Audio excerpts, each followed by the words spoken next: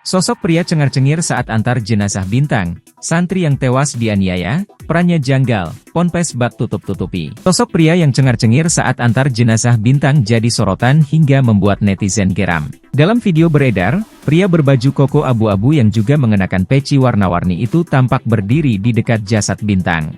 Ia turut mengantar jasad Bintang Balkis Maulana, santri yang tewas dianiaya di pondok pesantren, Ponpes, di Kediri, Jawa Timur.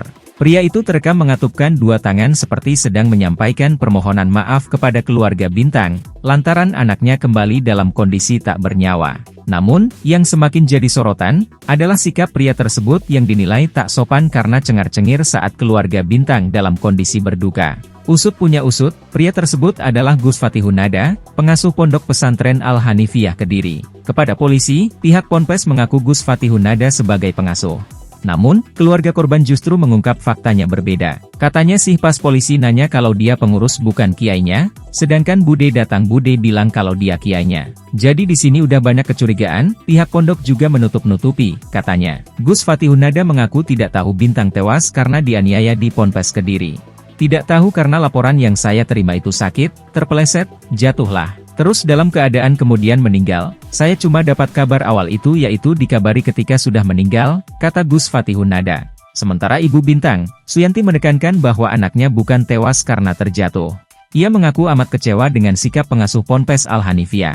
Pengantar jenazah Bintang diduga turut menutupi kasus penganiayaan seorang santrinya.